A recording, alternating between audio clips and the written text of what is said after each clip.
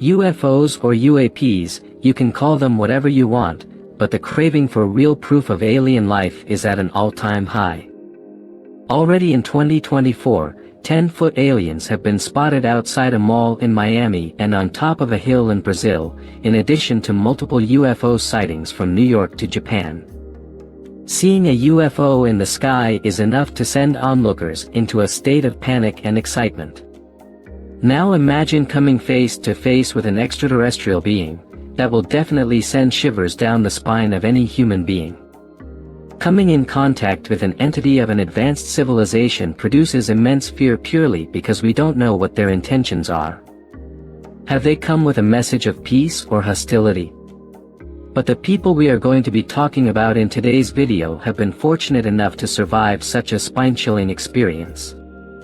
Some of them even had experiments conducted on them by alien beings, so let's see what exactly happened to these people. Number 1, aliens seen by Zimbabwean school kids in 1994. 60 children at a school in Zimbabwe encountered aliens. They claimed these aliens descended from a UFO and had large eyes. The story begins with reports of explosions in the sky across the region. The explosions could be seen as far away as Zambia and Botswana. 2 astronomers stated that these explosions were caused by a meteor shower. There was something strange about the meteor shower. Many eyewitnesses say a capsule-like fireball emerged. It was trailing fire and flanked by 2 smaller capsules. Following that, numerous reports of alien sightings began to pop up.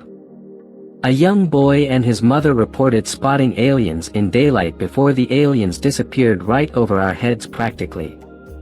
A trucker also had an encounter with strange beings on the road at night. Then on September 16th, a representative of Ariel Primary School called in. The representative insisted that her students had encountered aliens. The story states that Ariel students were playing outside when they spotted disc-shaped objects in the sky. There were 3 or 4 of these objects. The objects flew along the power lines and finally landed in the bush area amongst the trees. The children were afraid but also curious. Shortly after, aliens emerged from those disc-shaped crafts. One student said that he thought at first that the little man might have been the school gardener, but then he saw that the figure had long, straight black hair. It was not really like a black person's hair. It was then that he realized the figure was not human. Another student, Guy G, describes the aliens in detail. He could see the little man, about a meter tall, dressed in a black shiny suit. It had long black hair and eyes which seemed lower on the cheek than our eyes. The alien's eyes were large and elongated. Its mouth was just a slit, and the ears were hardly discernible. Some of the children also thought the beings were Zitwambwa, or Tokalashes, evil spirits in local African folklore. These children burst into tears, fearing they would be eaten.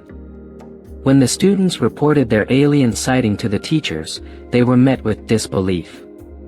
The teachers dismissed their stories and told them to keep quiet. Classes resumed as normal afterward, but the next day, the school received a bunch of calls from parents. The parents wanted to know why their kids were spooked. Eventually, the sheer number of calls started freaking the teachers out too. That's when they called a local UFO expert named Cynthia Hind to extract info from the witnesses.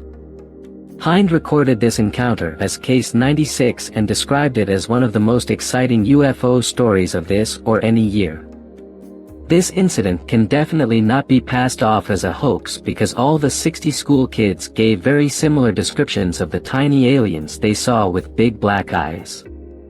So if this was indeed a real encounter, why did the alien beings choose to show themselves only to the Zimbabwean school kids? Or were they planning for a mass abduction that didn't go as planned? Our next alien encounter will give you goosebumps just by hearing the story. Number 2. Couple abducted by aliens in New Hampshire. Betty and Barney Hill claimed they were experimented on by aliens. While the wife was not impregnated, the aliens attempted to do so. It was September 1961. Betty and Barney Hill were driving through New Hampshire's White Mountains. It was late at night. As they drove down a deserted road, a strange light in the sky seemed to follow them. When they finally got home to Portsmouth at dawn, they were far from relieved. They felt dirty. Their watches stopped working, Barney's shoes were scuffed, and Betty's dress was ripped. There were 2 hours of the drive that neither of them could remember.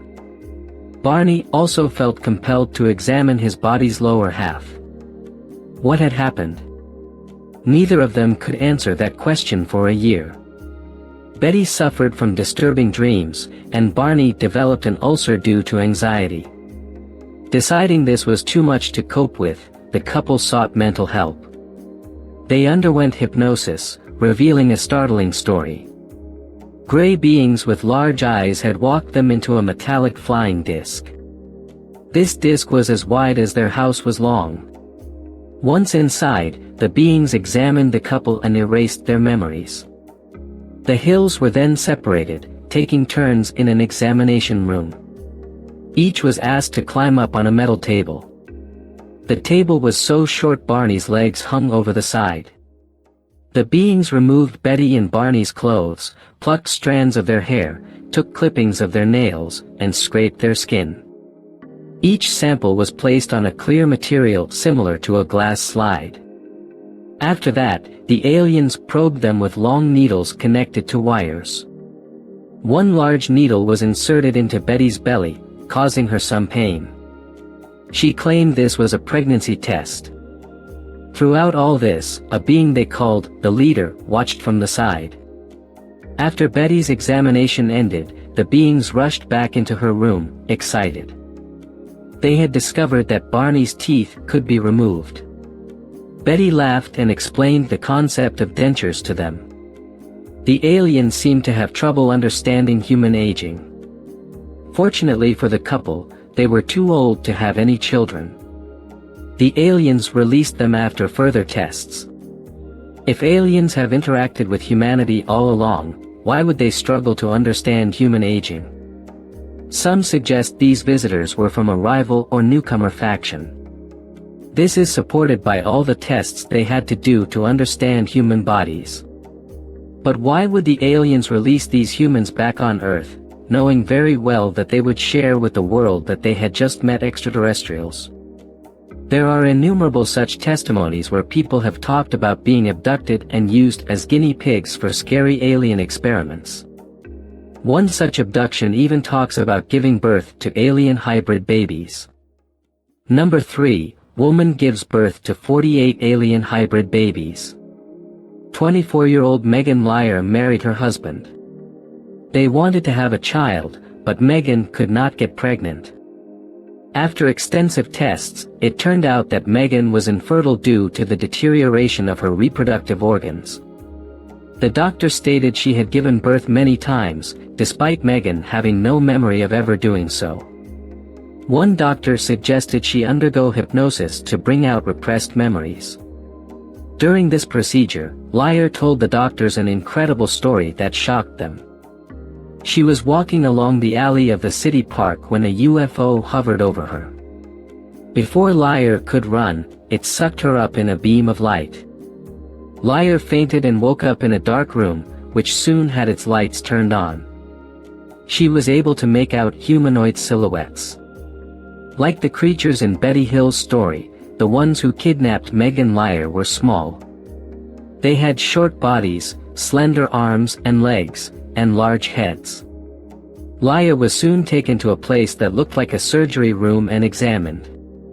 They later transferred her to a transparent holding cell through which she could see other women in nearby cells. 2 weeks later, her belly began to grow round, and she gave birth within a few months. As soon as the child was born, it was immediately taken away. Megan managed to catch a glimpse of her child before that. What she saw left her disgusted. According to Megan, her hybrid baby looked like a human baby but with huge eyes. After a few days, they repeated the examination, and another pregnancy followed. The gestation times for hybrid babies were short, never exceeding 4 months. This continued for over 4 years until she became sterile from producing 48 hybrids. Megan was then returned to Earth to live out her life without realizing what had happened.